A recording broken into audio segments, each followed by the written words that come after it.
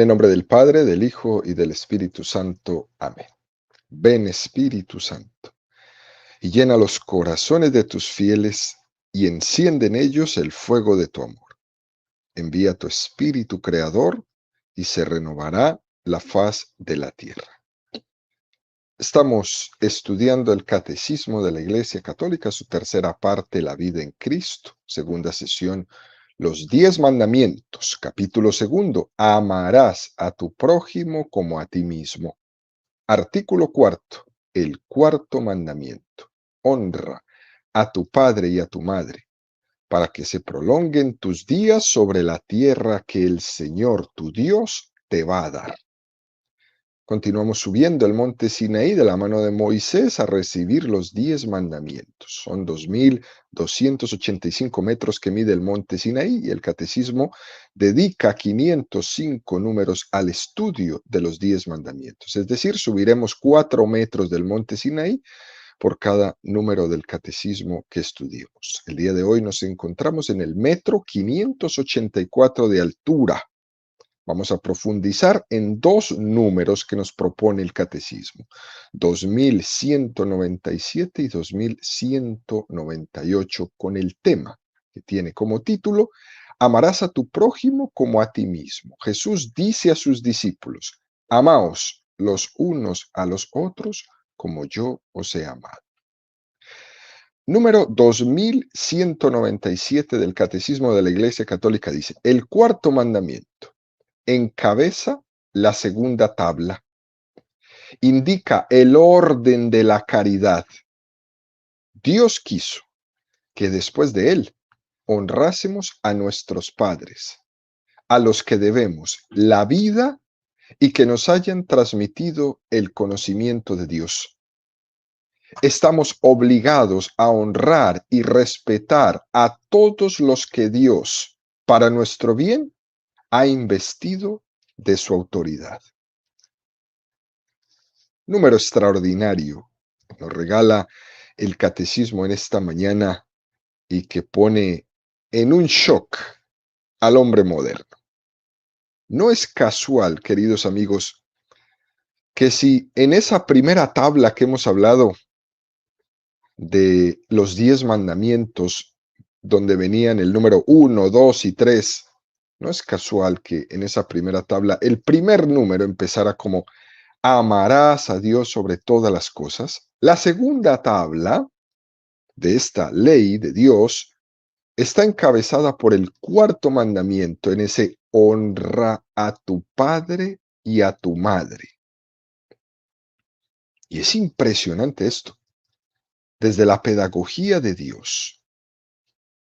Por eso, el catecismo en este número 2197 lo dice tan bonito. Hay un orden en la caridad. Y que en el orden del amor y de la caridad, después de Dios, prioricemos a nuestros padres. Wow, esto es impresionante. Después de Dios, nuestros padres. Y es este el motivo por el cual la Iglesia Católica se convierte en el mundo entero en la gran defensora de la familia, más que ninguna otra religión, comunidad cristiana, grupo, institución, gobierno. Es entender este cuarto mandamiento. Después de Dios, nuestros padres. Y como iremos viendo poco a poco, ¿no? La visión de la familia no es solo una imagen de la familia nuclear, sino que es una imagen mucho más plena de la familia en toda la extensión de la palabra. Y lo que este número 2197 quiere justificar de una manera muy preciosa es que a esos padres es a los que les debemos la vida y también les debemos que nos hayan transmitido el conocimiento de Dios. Es decir, los padres nos han dado 2 cosas. Primera, han sido instrumentos para darnos la vida física y segundo, han sido instrumentos para darnos a conocer a Dios. Los padres engendran el cuerpo al mismo tiempo en el que Dios crea e infunde en ese nuevo cuerpo el alma.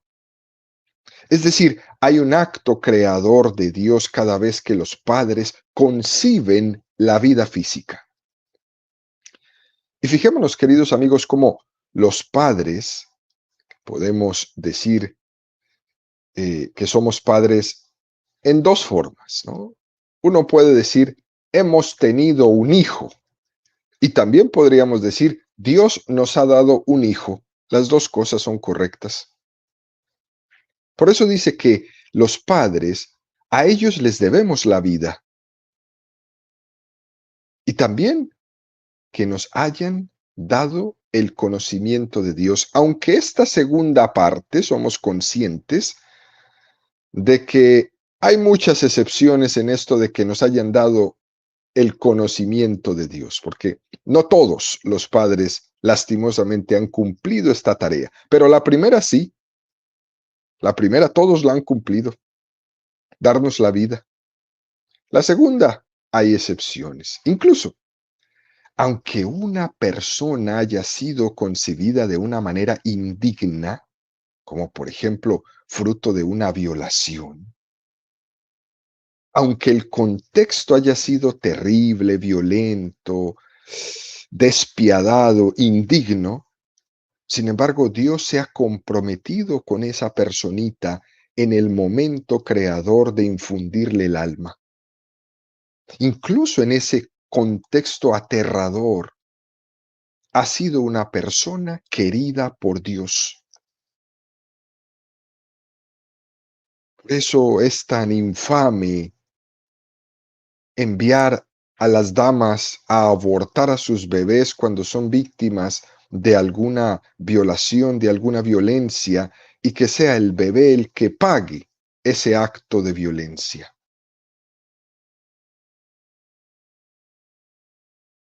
No es el niño, la nueva criatura, la que tiene que pagar las consecuencias de ese pecado, sino que Dios se compromete dando plena dignidad a esa nueva persona en ese acto creador de su alma. Fíjese que esto lo dice el profeta Isaías. ¿Es que puede acaso una madre olvidarse del hijo de sus entrañas? Pues aunque eso fuese así, yo nunca me olvidaré de ti, oráculo de Yahvé. Aunque tu mamá no te piense, no te quiera, no te abrace, no te aprecie, no te tenga, yo nunca me olvidaré de ti, porque te he creado por amor. Aunque uno haya sido concebido de una manera no querida, como pasa a muchos, que les dicen que son fruto de un error, que no estaban planeados, que fue un desliz, que fue una equivocación, como malamente se dice, tú para Dios no eres ningún error. Dios no se equivocó contigo, Él te quiere, te ama y te busca. Y lo verdaderamente determinante es esa voluntad amorosa de Dios para contigo. Y eso es mucho más determinante que las circunstancias familiares en la que tuvo lugar la concepción de un niño. Y saben, queridos amigos, eso siempre es así. La providencia de Dios es capaz de estar por encima de los pecados y de las circunstancias de los padres. Y esto nos tiene que dar una fuerza interior muy hermosa de sentirnos queridos, de sentirnos interiormente amados por ese Dios que nos dio la vida, que infundió el alma. Y eso tiene que levantar, sin duda alguna, nuestra estima. Ciertamente, en nuestra vida nos determina mucho la percepción que hemos tenido en nuestra familia. Eso sin duda alguna. El haber sido queridos, eso es importante en nuestra vida. Pero también está la fuerza sanante de la fe, que es capaz de sanar desde la raíz las carencias que hayamos podido tener en nuestra familia. Y eso supone el poder yo tener una relación con Dios cada vez más intensa, cada vez más profunda. Generalmente los padres, como dice este número del catecismo, nos deben transmitir el conocimiento de Dios. Eso debería de ser, pero no es así siempre. En especial en esta cultura tan impregnada de ateísmo, de gnosticismo, donde los jóvenes, las jóvenes parejas dicen, nosotros no creemos en Dios. ¿Y qué va a pasar con tus hijos? Ellos que decidan cuando crezcan. Y así se lavan las manos, ¿no? Los jóvenes, las parejas, se jactan de no creer en Dios hoy. ¿Eh? Y lo dicen así, como si nada pasara. Pero eso no quita, aunque eso pase así, aunque ellos no cumplan esa tarea, aunque ellos se jacten incluso de estar enemistados con Dios, eso no quita que nuestro deber es honrar y respetar a nuestros padres. Ese principio, ese mandamiento se debe mantener plenamente aunque nuestros padres no nos hayan deseado, aunque no nos hayan criado conociendo a Dios. Todo eso realmente no debe de importar a la hora de cumplir el cuarto mandamiento, honrar y querer a nuestros padres, porque después de Dios es lo más importante. Esos son los padres que Dios me ha dado. No fueron los mejores, no son los mejores. Quizás para algunos no eran los que yo quería, otros podrían decir no era lo que yo necesitaba, pero son los que Dios te dio. Y hay una cosa muy interesante que nos sucede a todos, queridos amigos. Uno no puede sentirse pleno si no se reconcilia en última instancia con sus padres. Aunque haya tenido una infancia o una juventud tormentosa, uno no se siente pleno hasta que no se reconcilia con ellos. Es una experiencia tremenda. Los que han tenido juventudes caóticas, niñeces caóticas, peleados con sus padres todo el tiempo, llega un momento en la historia del hombre donde se regresa a casa y uno se tiene que reconciliar con sus padres y experimenta en esa reconciliación plenitud. Hay una expresión muy, muy interesante que dice, en todo hombre hay un núcleo personal que no es ya el propio de los padres, ni parte de los padres. Hay algo inédito, irrepetible, sagrado, que viene de Dios mismo. Es una expresión que viene a decir que mis padres no me quisieron a mí. Ellos quisieron a un niño o a una niña, pero a mí solo me ha conocido y querido Dios. El amor que tiene Dios hacia nosotros es mucho más personal que el que puedan tener nuestros padres. Mis padres querían tener un hijo, pero a mí no me querían porque todavía no me conocían. Sin embargo, Dios sí me conocía. Él sí me había querido desde toda la eternidad. Y esto es muy importante y sobre todo para esas personas que han podido tener por circunstancias familiares muy duras o que fueron abandonados. Aunque esas historias sean muy duras, no cambia lo sustancial. Dios te ha amado desde toda la eternidad. Aunque las mediaciones humanas fallen, aunque nuestros padres hayan fallado, porque son pecadores, Dios te ha querido y te ha conocido desde siempre. Hace un tiempo leía en un periódico que una mamá había tenido un bebé y lo había abandonado en el confesionario de una iglesia. Ahí lo dejó. Aunque una madre sea capaz de hacer eso, como dice Isaías, yo nunca me olvidaré de ti. O los niños que son abortados, millones de niños abortados. Aunque tu madre sea capaz de abortarte, yo nunca me olvidaré de ti. Por eso la importancia de orar por los niños abortados, por esas almas de esos niños abortados. Qué contradicciones tan grandes nos encontramos en nuestro pecado.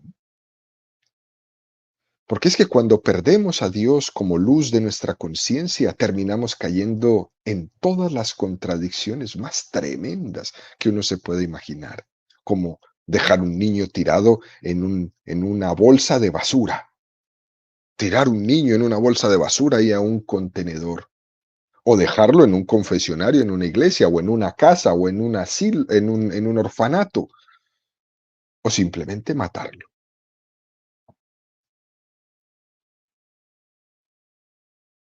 Fíjense que hay veces en la crianza de los niños se les pone como un dilema que es un poco innecesario. A los niños hay veces se les pregunta, ¿tú a quién amas más? ¿A tus padres o a Dios?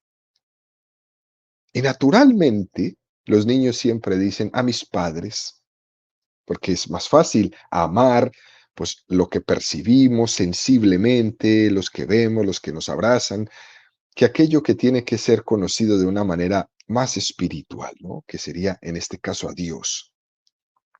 Pero eso no conviene hacer en la educación de los niños esa contraposición de si quieres más a tus padres o a Dios. Eso no conviene hacerlo, no contraponer el amor de los padres al amor de Dios. Sería mejor decirle a los niños, esos padres que tanto quieres y que ellos tanto te quieren, son un regalo de Dios para ti. Lo bueno que es Dios lo ves en tus padres. La paternidad de Dios la ves en tus padres. Tus padres son un reflejo de Dios en tu vida. Esa es la manera de presentar el amor de Dios a un niño. Pero vaya, para decir eso, los padres han tenido que primero creer. Ya eso es pedir mucho. Decía el Premio Nobel de la Literatura de 1950, Bertrand Russell, el secreto de la felicidad está en haber elegido bien a los padres.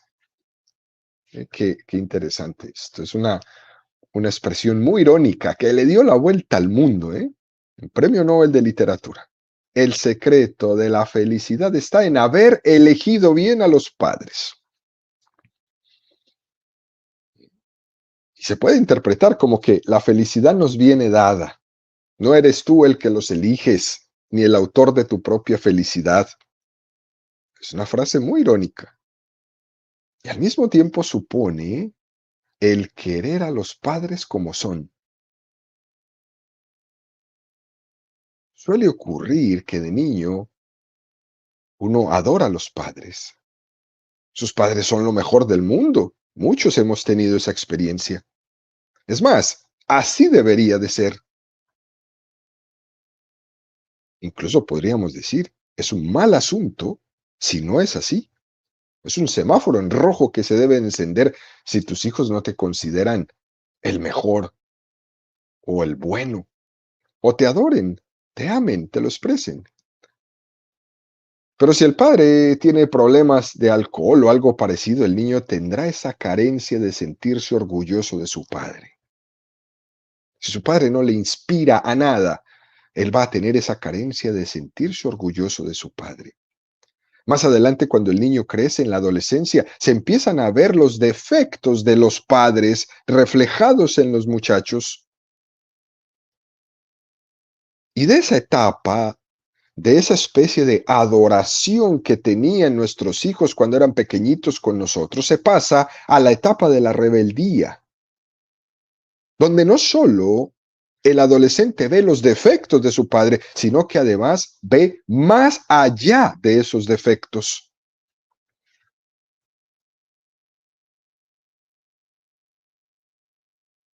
Pero para que el hombre llegue a la madurez, tiene que pasar a una tercera fase, que es la de amar a los padres reales, no a los padres ficticios, ni los más maravillosos del mundo, ni los más despreciables del mundo.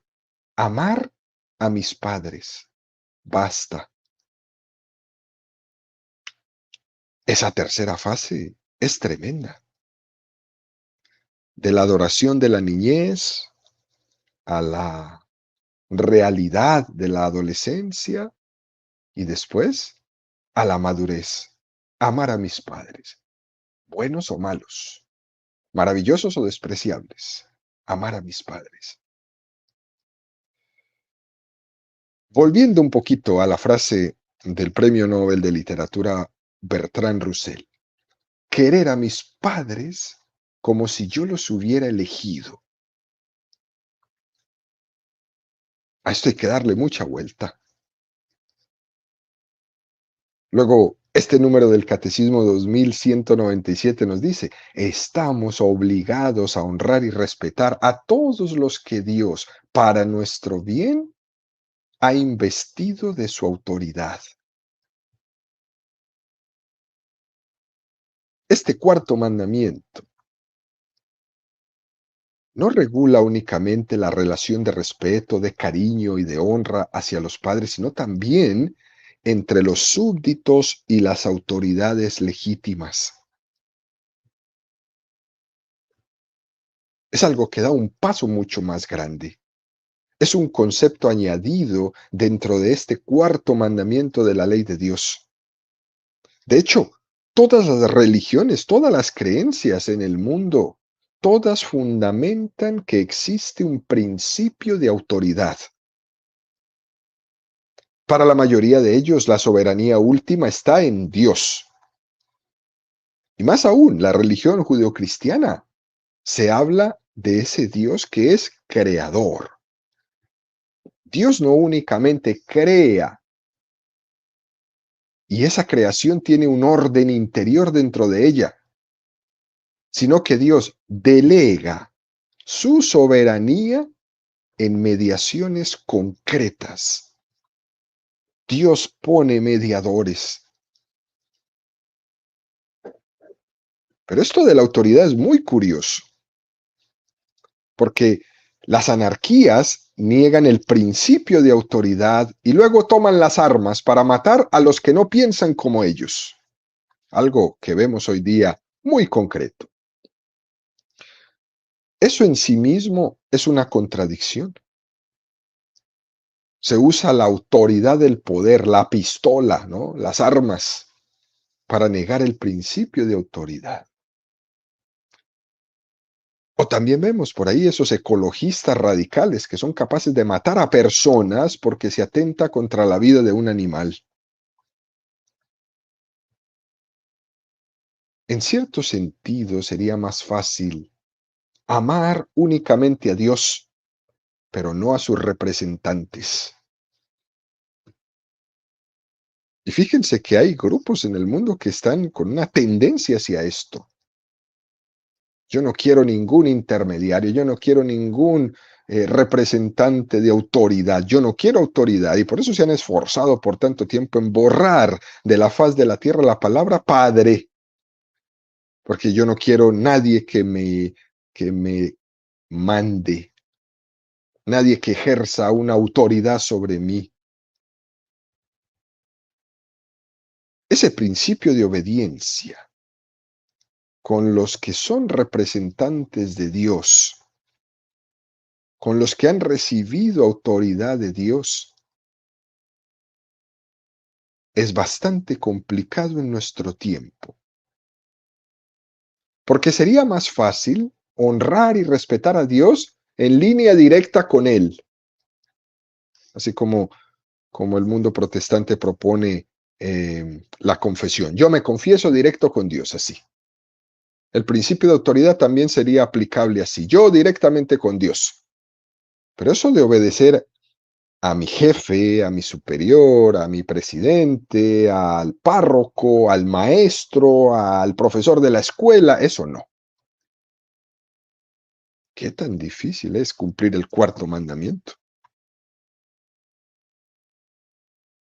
Y ese no cumplir el cuarto mandamiento en cuanto a saber descubrir la autoridad que Dios ha delegado en personas a mi alrededor es una gran tentación. Es una gran tentación. Tú no obedezcas. Tú solo obedécele directamente a Dios, porque toda la autoridad solo emana de Dios y tú te tienes que ver es con Él, no con ningún intermediario. Y ahí nos metemos en tremendos problemas.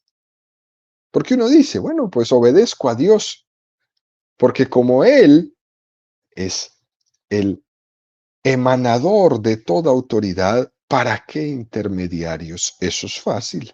Eso suena muy fácil en teoría. Pero eso de obedecer a los hombres cuando ejercen la autoridad que Dios les ha dado, eso es difícil. Y eso va a implicar una tremenda humildad en nuestra vida y un cumplir el cuarto mandamiento de la ley de Dios. Luego el catecismo da un paso más y nos presenta el número 2198 que complementa esto que decimos. Este precepto se expresa de forma positiva, indicando los deberes que se han de cumplir. Anuncia los mandamientos siguientes que contienen un respeto particular de la vida, del matrimonio, de los bienes terrenos, de la palabra. Constituye uno de los fundamentos de la doctrina social de la Iglesia. Lo que este número 2198 suscita es el hecho de que el cuarto mandamiento, que encabeza esta segunda tabla de los mandamientos, se está enunciando en positivo, mientras que los siguientes mandamientos tienen un enunciado en negativo. Fíjese bien, no matarás, no cometerás actos impuros, no robarás, no mentirás, no codiciarás los bienes ajenos, no consentirás pensamientos ni deseos impuros, no. Hay una formulación de los mandamientos del quinto al décimo en un enunciado negativo, pero el cuarto no. El cuarto está enunciado de una manera positiva. ¿Eh? Por eso, en el número anterior decía que el cuarto mandamiento lo que está indicando es cuál es el orden de la caridad. Primero, el amor a Dios. Y segundo, el amor al orden querido por Dios. Está en segunda instancia nuestros padres. Y aquí, queridos amigos, nos invita el catecismo a no tener miedo de extraer las consecuencias en negativo. No hay que tener miedo a eso. No tenemos que caer en la trampa de contraponer las pedagogías positivas con las pedagogías negativas. Esas personas que dicen, ¿no? Tenemos que ser positivos y formular únicamente principios estimulantes que formulen ideales positivos sin prohibir nada. Cuidado con eso. Esos que dicen que el lenguaje negativo no estimula a los jóvenes y todas esas cosas, mucho, mucho cuidado. Porque detrás de ese lenguaje se esconde una mentira. Y lo cierto es que una afirmación en positivo de un valor y tiene unas consecuencias en negativo. Y hasta que no hayamos asumido las consecuencias en negativo, en el fondo es que no hemos asumido el valor positivo de lo que estamos hablando. Fíjense, por ejemplo, si a alguien se le explica la dignidad de la vida, la belleza, la bondad, en el fondo Mientras no sea capaz de asumir las consecuencias de esto, entonces, por ejemplo, si la vida es así de bella y de digna, es una barbaridad destruirla. Por ejemplo, que tenemos que respetarnos mutuamente. Por ejemplo, que la guerra es una calamidad. Por ejemplo, que el aborto es un asesinato de un ser inocente e indefenso. Y así podríamos seguir. Si no hay consecuencias negativas, tenemos el peligro de hablar en términos muy bellos, muy bonitos, muy positivos, pero sin coherencia.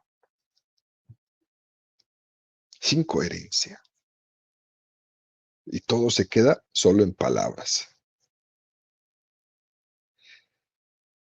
En el bautismo de adultos, cuando se hace el escrutinio para que confiese su fe en Jesucristo,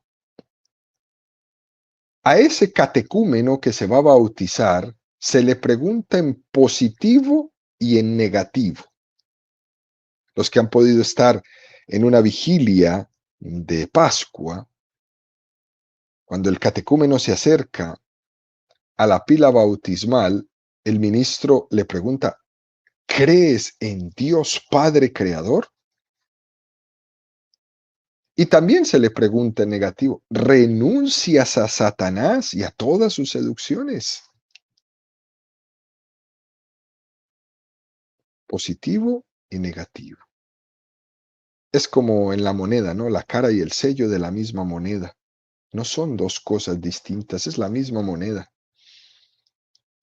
Y es que el pueblo de Dios no solo quiere que se le hable de grandes principios, sino también que se le expliquen esos principios en lo concreto.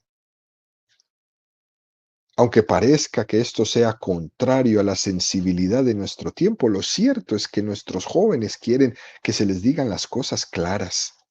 Y cuando se les van ahí pintando de un lado del otro, lo único que terminamos haciendo es enredándolos, enredándolos. La vida es la vida, la muerte es la muerte, el pecado es el pecado, el aborto es el aborto. Las cosas tienen que ser explicadas concretas. De una afirmación positiva pueden haber cosas negativas de las cuales vamos a aprender muchísimo y tienen que ser dichas y no debemos tener miedo de eso. Al final, termina este número diciendo, constituye uno de los fundamentos de la doctrina social de la Iglesia. También la doctrina social de la Iglesia tiene unos puntos muy, pero muy importantes sobre el principio de autoridad de los padres hacia los hijos. Iremos profundizándolo en los siguientes números. Por ahora nos quedamos en dos. El primero, el derecho y el deber que tiene de la educación de sus hijos. Los padres tienen este derecho y tienen que cuidarlo y tienen que exigirlo que sea cuidado primero pues por la autoridad, sin duda alguna. Y el segundo es el principio de subsidiariedad. Las autoridades tienen que estar al servicio de los padres para que ellos puedan cumplir de una manera concreta y buena su deber y su compromiso que ha adquirido como padre. Por eso el Estado no tiene el derecho de arrogarse la educación moral de los hijos al margen o en contra de los principios de los padres, sino más bien en ser el apoyo para que los padres puedan, sin duda alguna, cumplir su misión. También esto aplica en la iglesia. La iglesia es el apoyo de la familia en la educación en la fe de sus hijos. No es la que educa a los hijos independientemente de lo que piensen los padres, no. Somos el apoyo de los padres en la educación en la fe de sus hijos. Bueno, continuaremos en las próximas catequesis profundizando en estos números.